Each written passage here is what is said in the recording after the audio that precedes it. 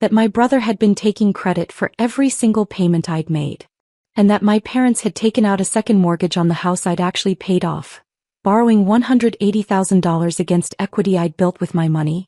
My name is Jordan Hayes, and this is the story of how I financially supported my entire family for 6 years while they told everyone I was the selfish child who never contributed, only to discover they'd been stealing from me the entire time.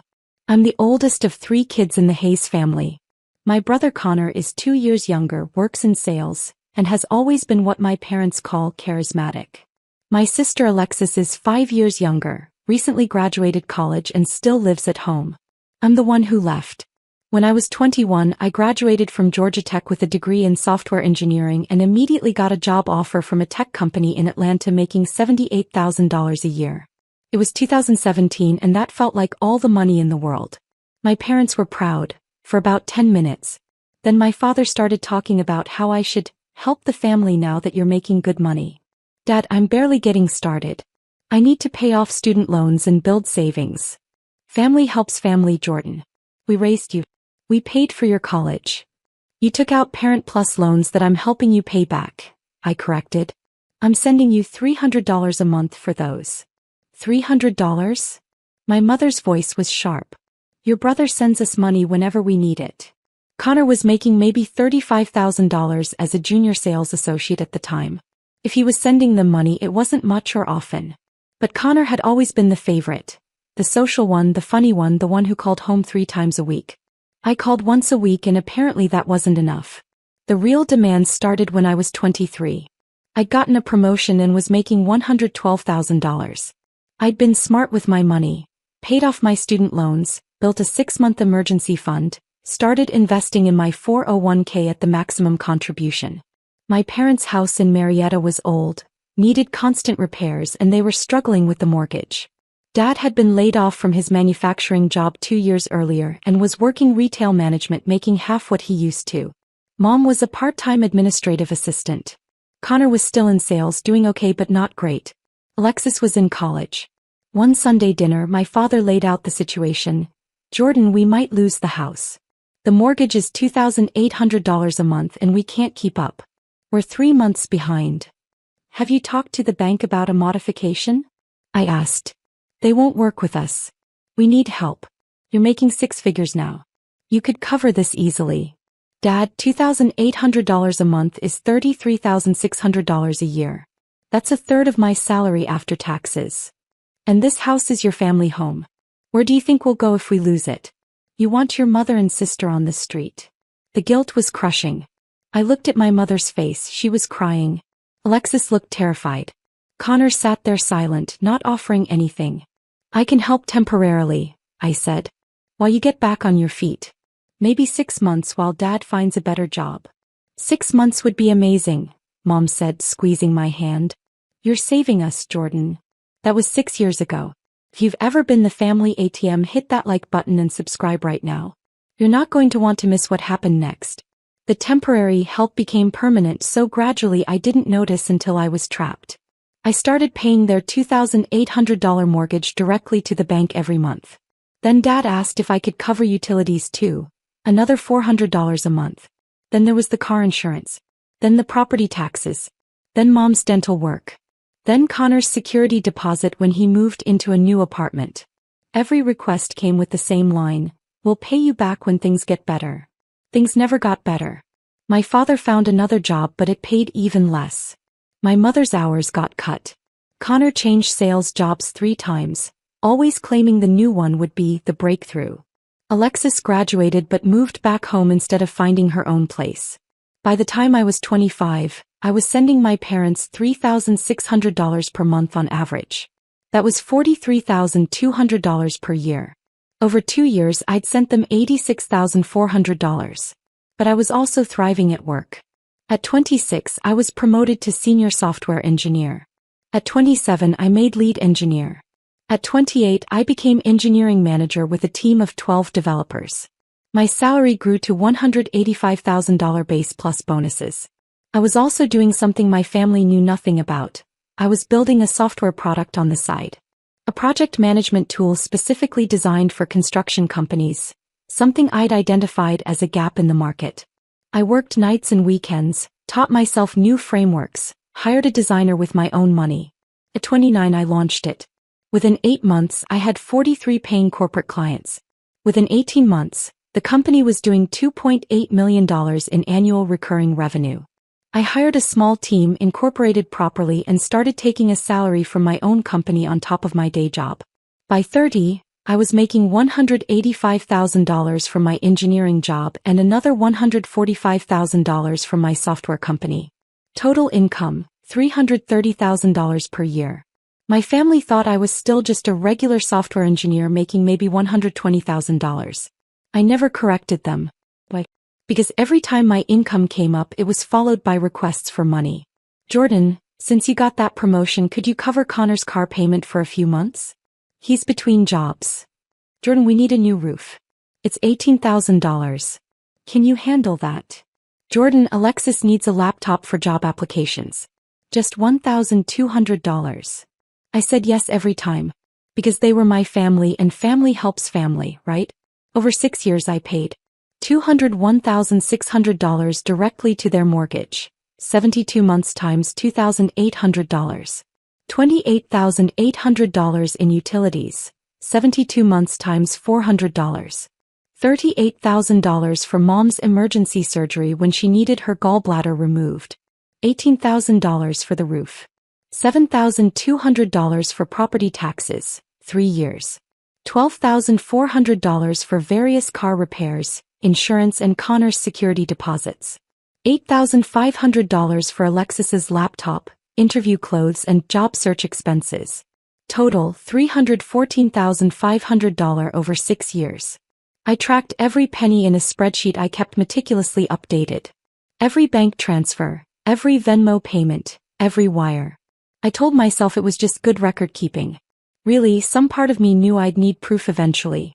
What I didn't know was that my parents were telling everyone, extended family, neighbors, their friends, that Connor was the one helping them. That Connor had stepped up and was taking care of the family, while I'd moved to Atlanta and forgot where I came from. I found this out at my cousin Rachel's wedding 2 years ago.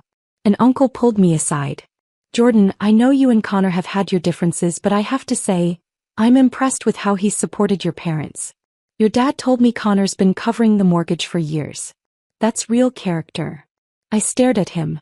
Connor's been covering the mortgage? That's what Robert said. Said Connor sends them nearly $3,000 a month. Meanwhile, you're off making tech money and not helping out. He said it with a tone that made it clear he thought less of me. I smiled tightly. Interesting. I hadn't heard that. When I confronted my father about it later, he was defensive. What does it matter who gets credit? The important thing is the house is being taken care of. It matters because I'm the one actually paying for it, Dad. I've sent you over $200,000 at this point. And Connor helps too. He sends money when he can. He's doing his best with less income. That's more impressive than you just writing checks because you have money to spare. That's when I realized, they didn't see what I was doing as sacrifice. They saw it as obligation. I made good money, so helping them wasn't generous, it was expected. Connor made less money, so any help from him was heroic. I stopped arguing. But I didn't stop paying. Because every time I thought about cutting them off, my mother would call crying about another crisis, another expense, another disaster waiting to happen. This year's Christmas dinner was at my parents' house, the house I'd been paying for. I drove up from Atlanta on Christmas Eve, bringing expensive gifts for everyone and a $1,200 bourbon for my father that he'd mentioned wanting. The house looked good. They'd renovated the kitchen 6 months earlier. New cabinets, granite countertops, stainless appliances. My father had mentioned it cost $47,000. I'd assumed they'd taken out a loan or used credit cards. Connor was already there with his fiancée Hannah. Alexis was setting the table. Everything seemed normal until dinner started. My father stood to give a toast. I want to thank everyone for being here. This has been a hard year, but we made it through. Connor, thank you for your continued support. You've kept this family afloat. Connor nodded humbly. Just doing what family does, Dad. I set down my wine glass carefully. Connor's been keeping the family afloat? He's been very generous, my mother said quickly. We know you help too, Jordan, but Connor. Connor what? What exactly has Connor been doing? My father's face hardened. He sends us money every month. He helped with your mother's surgery. He contributed to the kitchen renovation. He's present in our lives not just financially but emotionally. Something in me snapped. Maybe it was 6 years of resentment. Maybe it was the casual erasure of $314,500 worth of support. Maybe it was watching Connor sit there accepting credit for my sacrifice. You never helped this family, my father suddenly shouted, his face red. We've paid this house off ourselves. You send a little money here and there and act like you're some kind of hero, but we've done the real work. Connor's done the real work. The room went silent. Alexis looked at her plate. Hannah looked uncomfortable. Connor looked smug. I opened my laptop bag and pulled out my computer. You've paid the house off yourselves? That's right, Dad said. We made the last payment in October. Fully paid off after 28 years. I opened my laptop. Pulled up my bank records. 6 years of statements, all organized and categorized. Dad, I've made 72 payments of $2,800 directly to your mortgage company. That's $201,600. I've sent another $28,800 for utilities. Here's the $38,000 wire transfer for Mom's gallbladder surgery, March 2021. Here's $18,000 for the roof, June 2020. Should I continue? I turned the laptop around so everyone could see. 6 years of monthly transfers, all clearly labeled, Hayes mortgage payment, Hayes utilities, Hayes property tax. My mother's face went white. My father's mouth opened and closed without sound. You paid off this house with my money, I said quietly. I've sent you $314,500 over 6 years. And you just told the entire family that Connor did it and I never help. Jordan, let me explain. My father started. What's there to explain? I have 6 years of bank statements. Connor, how much have you actually sent them? Connor's face was red. I help when I can. I sent them $500 last month for $500 one time versus my $3,000 per month. Got it. And somehow you're the hero. That's when my phone rang. I'd been expecting this call. I answered on speaker. Ms. Hayes? This is Patricia Kim from Detailed Financial Forensics. I have the report you requested ready for review. My father's eyes widened. What report? I hired a forensic accountant 2 weeks ago, I said calmly. I wanted a full audit of what I've sent you versus what you've told me you've used it for. Miss Kim, can you give my family the summary? Drop a comment and let me know where you're watching from tonight. Patricia Kim's voice was professional and devastating. Of course, Ms. Hayes. I've completed a comprehensive analysis of 6 years of financial transactions between Jordan Hayes and Robert and Patricia Hayes. Here are the findings. She paused and I could hear papers rustling. Total funds transferred from Jordan Hayes to her parents. $314,500 over 72 months. Primary expenses claimed. Mortgage payments, utilities, medical expenses, home repairs, and various family emergencies. My father tried to interrupt. We never said. Let her finish, Dad, I said coldly. Patricia continued. However, cross-referencing with public records and bank statements provided by the elder Hayes family revealed several discrepancies. First, the mortgage. Ms. Hayes paid a total of $201,600 toward the mortgage over 6 years. The mortgage should have been paid off in full by month 68 based on the remaining balance when payments began. Okay, so we paid it off early, my mother said weakly. What's wrong with that? Mrs. Hayes, the mortgage was paid off in month 68 as projected. However, in month 69, 14 months ago, you and Mr. Hayes took out a second mortgage on the property for $180,000. These funds were not disclosed to Ms. Jordan Hayes, who continued making what she believed were mortgage payments for another 14 months. An additional $39,200 that went into your general account, not toward any mortgage. The room went dead silent. You took out a second mortgage? I said slowly. After I paid off the first one? My father's voice was defensive. We needed the money for improvements. The kitchen, new flooring, Alexis's student loans. You told me Alexis got scholarships that covered her loans. Some of them, Alexis mumbled. Not all. Patricia Kim continued. Additionally, the $38,000 provided for Mrs. Hayes's gallbladder surgery was significantly more than the actual medical expense. Hospital records show the total out-of-pocket cost after insurance was $8,400. The remaining $29,600 was deposited into the Hayes family savings account. My mother started crying. We needed a cushion, Jordan. We couldn't survive on just. You lied to me. You said it cost $38,000 for the surgery. We didn't lie. We needed the extra for recovery time and the kitchen renovation, Patricia said. The $47,000 renovation was funded by the second mortgage proceeds, not by the Hayes family's savings as implied to Ms. Jordan Hayes. Moreover, I found evidence that Connor Hayes received a total of $31,000 in direct payments from his parents over the past 2 years. Payments that likely came from funds Jordan provided. I looked at Connor. They've been giving you my money? I didn't know where it came from. Connor protested. They said they had extra savings and wanted to help me with my business startup. Your business startup?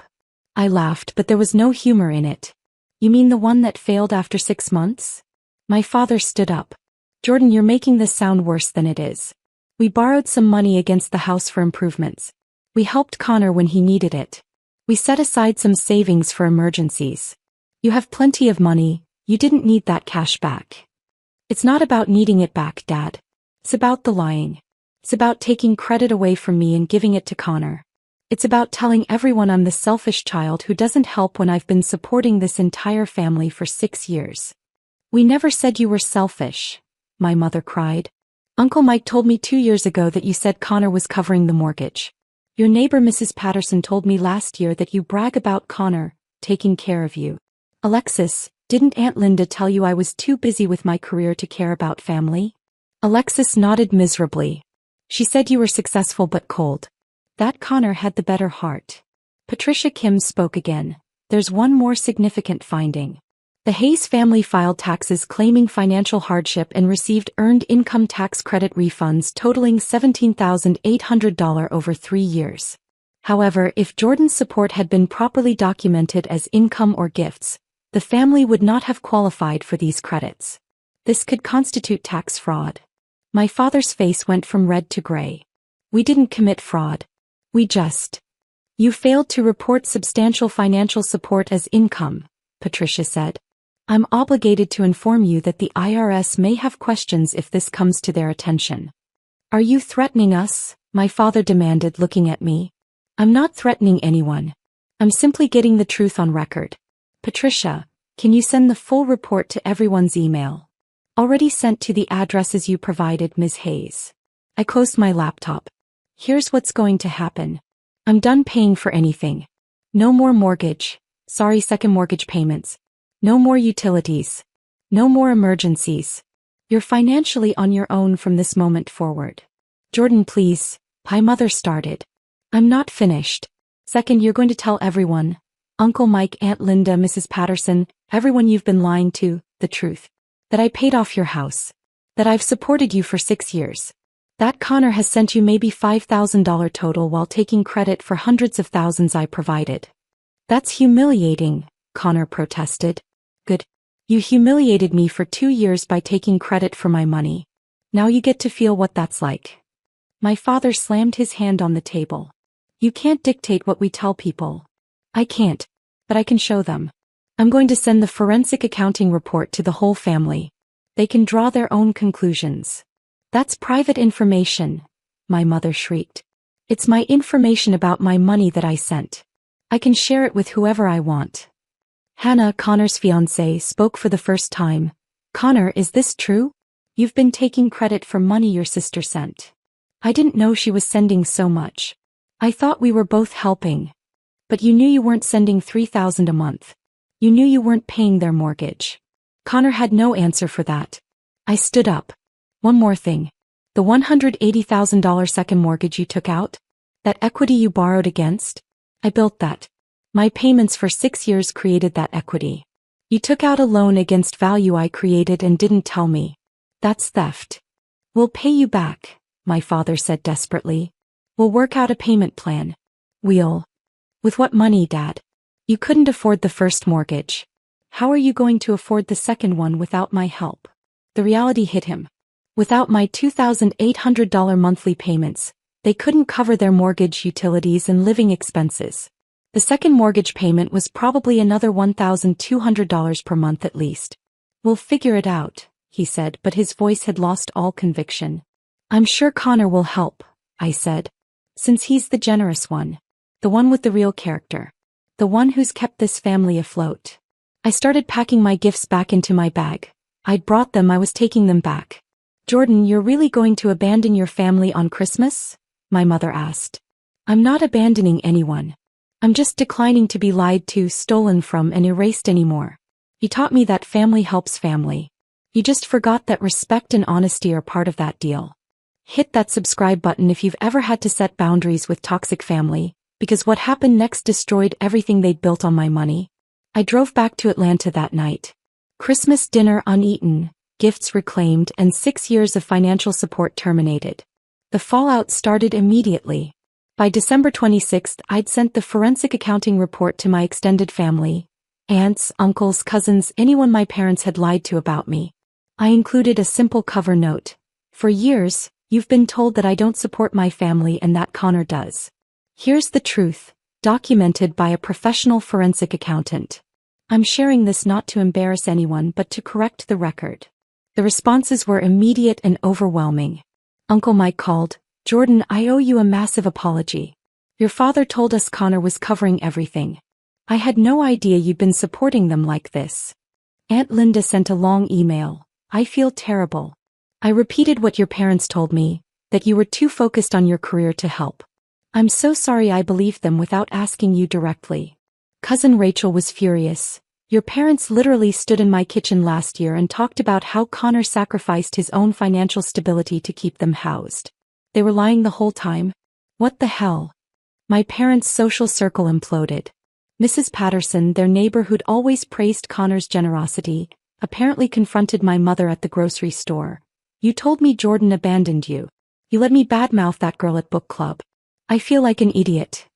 Connor's life fell apart faster. Hannah broke off their engagement 3 days after Christmas. I can't marry someone who'd steal credit for his sister's generosity, she told him in a text that Connor's friend later shared with me. It shows a fundamental character problem. What else would you lie about? Connor's social media, which had been full of humble posts about helping family and stepping up when it matters, became a liability. People started commenting, is this the family you were helping with your sister's money? And how much of this did you actually do versus take credit for? He deleted all his social media accounts within a week. My parents faced their own reckoning. The second mortgage payment was $1,350 per month. Combined with utilities, property taxes, food, and regular expenses, they needed about $4,200 per month minimum to survive. My father's retail management job paid $3,100 per month. My mother's part-time administrative work paid $1,800 per month. Together, they brought in $4,900 per month, leaving them only $700 for food, gas, medical expenses, and any emergencies. They couldn't do it. Within 6 weeks, they'd missed their first second mortgage payment. By March, they'd missed 3 payments. The bank sent default notices. My mother called me 17 times. I didn't answer. Finally, she sent an email. Jordan, please. We made mistakes. We're sorry. We can't lose this house. You've invested so much in it already. Don't let that investment disappear because you're angry at us. We'll do anything. We'll tell everyone the truth. We'll have Connor apologize publicly. Just please don't let us lose our home. I responded with one line, you already lost it. You just don't know it yet. The house went into foreclosure proceedings in May. My parents hired a lawyer, they couldn't afford to fight it. The lawyer told them the truth. They'd taken out a loan they couldn't repay. The bank had every right to foreclose. Connor tried to help, actually tried this time. He sent them $2,000 from his own savings. It wasn't nearly enough. He couldn't sustain even that level of support. Alexis got a job and started contributing $600 a month for rent and groceries. It helped but didn't solve the problem. In July, my father called me from a number I didn't recognize. I answered by mistake. Jordan, please. I'm begging you. We'll lose the house in 45 days if we don't catch up the payments. That's $6,700. I know I don't deserve to ask, but I'm asking anyway. Please. Dad, I sent you $314,500 over 6 years. You told everyone Connor did it. You borrowed $180,000 against equity I built and didn't tell me. You lied to the IRS about financial hardship while I was sending you enough money to disqualify you from tax credits. You stole from me for years. And now you want more. I know I was wrong. But this is your mother's home. This is where you grew up. This is a house you treated as an ATM just like you treated me. You want to know what I learned from watching this happen? That sometimes the kindest thing you can do for someone is let them experience the natural consequences of their choices. Jordan, please. I hung up. The house sold at auction in September for $340,000. After paying off both mortgages and fees, my parents netted about $18,000. They used it to move into a 2-bedroom apartment in a less expensive part of Marietta. The apartment is small. My mother works full-time now at a different company that actually offers benefits.